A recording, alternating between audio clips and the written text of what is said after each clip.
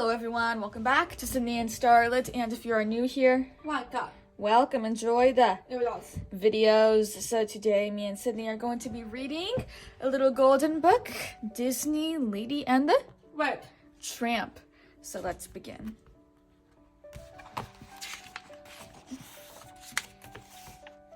Lady was a lucky little cocker spaniel. She had everything a dog could want. Her beloved owners, Jim Dear and Darling, had pampered her since puppyhood. They gave her the tastiest tidbits to eat and the softest bed to sleep in, and they showered her with affection. Lady returned this kindness by awaking her master each morning with a gentle look on the cheek, and while he was at work, Lady stayed close to her mistress, protecting her from any possible harm. But one day, everything changed.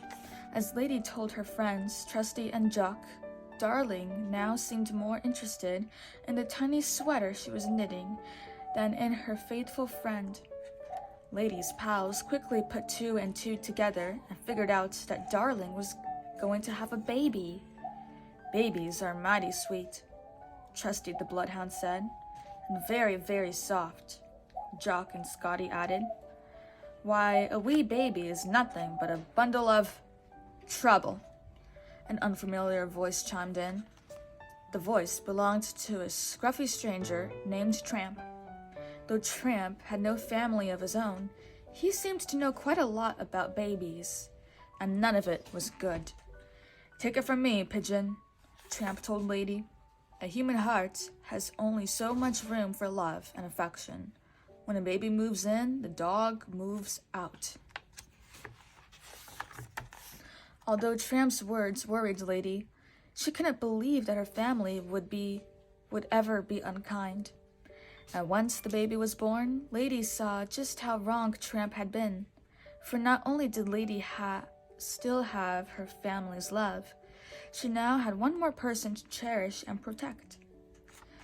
Everything was fine until Jim Dear and Darling decided to take a short vacation.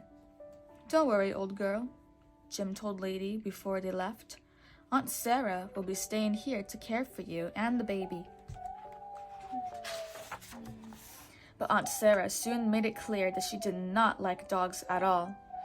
To make matters worse, she had brought her two nasty cats along. Lady watched helplessly as they wrecked the living room and terrorized the goldfish and the bird. When the cats headed upstairs, however, Lady sprang into action. She raced ahead to stop them from entering the nursery. The nasty creatures tried to run by her, but Lady stopped them in their tracks with a threatening growl. Aunt Sarah heard the commotion and poked her head out of the nursery. She took one look at Lady growling and the two cats sniveling, and she ran to protect her pets. Oh, my precious pussies, she cooed, and scooping the cats up in her hands, she carried them gently downstairs. And then Aunt Sarah dragged Lady off to the pet store. I want a muzzle for this vicious beast, she told the sales clerk. I have just the thing, the clerk replied, placing one of the awful contraptions over the struggling dog's face. In desperation, poor Lady ran out of the store. Outside, a pack of stray dogs began to chase her.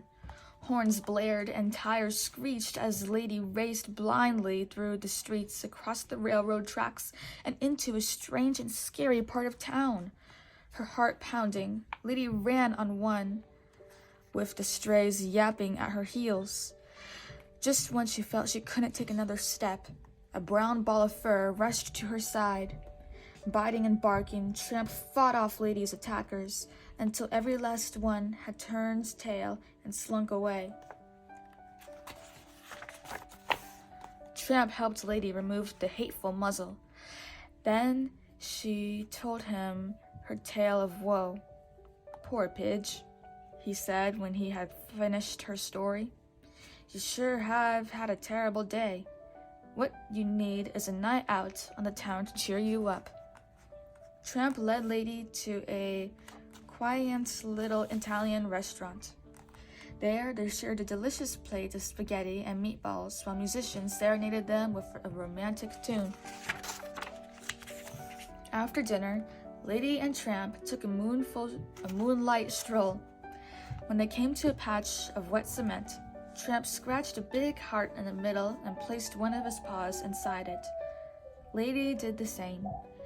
A silvery moon was high in the sky when the two tired dogs finally snuggled up under a tree and fell fast asleep. When they awoke the next morning, Lady was horrified to realize she had spent the whole night away from home. "Aw, Pidge," Tramp said. "There's a big wide world out there just waiting for us." "Why go back at all?" "Because my family needs me," Lady replied, "and I need them. Besides, who will protect the baby if I'm not there?" Tramp had no answer for that. He simply bowed his head in defeat. And even though Lady was sad to leave Tramp, she could hardly wait to return to her family. But when Lady got home, an angry Aunt Sarah was waiting for her. "I have a special place for you now," Aunt Sarah snapped as she led Lady to a doghouse in the backyard. "This should keep you out of trouble," she said, chaining Lady to a stake in the ground. That night, Lady was moping around the yard when a big gray rat scurried out of the woodpile, scampering up the porch railing and darted into an upstairs window. "That's the baby's room!" Lady cried. She dashed forward, but was jerked to a painful halt by her chain. Lady barked frantically to attract Aunt Sarah's attention. Attention! Aunt Sarah finally approached at the back door, but only to yell at Lady. "Stop that racket," she said, before slamming the door again. Just then, Tramp raced into the yard. He had heard Lady barking and had come to help her once more. "There's a rat in the baby's room," Lady said. And with no thought for his own safety, Tramp ran inside to get the rat. Tramp reached the nursery in the nick of time. The baby lay sleeping in the crib, and the rat was ready to pounce. Tramp struck first. Fur flew and furniture fell as the dog and rat tore around the room. The rat was fast and fierce, but was no match for Tramp. By the time Aunt Sarah burst in, there was no sign of the rat, just Tramp and the topsy-turvy room. Aunt Sarah thought that Tramp had been after the baby, and she quickly called the dog catcher. "Don't come back, you vicious brute," Aunt Sarah warned as Tramp was carried off to the pound. As soon as Lady explained what had happened, Trusty and Jock took off after Tramp. They chased the dog catcher through the dark and stormy night. When a taxi appeared out of the fog, the dog catcher's horses reared up and his wagon toppled over. Jim Deer and Darling were in the taxi. They had come home and discovered the rat. It was clear that Tramp had been protecting the baby, and they went after him. He was a true hero. Jim Deer and Darling decided to take Tramp into their home. "This is where you belong," Jim Deer told Tramp. "You're part of our family now." And soon, Lady and Tramp had a family of their own. 3 pretty pups who looked just like their mother, and one mischievous scamp who clearly took after his father. The end. So that is it for today, everyone. Really hope you all enjoyed it, and we'll see you all next time. Bye. Bye-bye. Pick out your favorite page.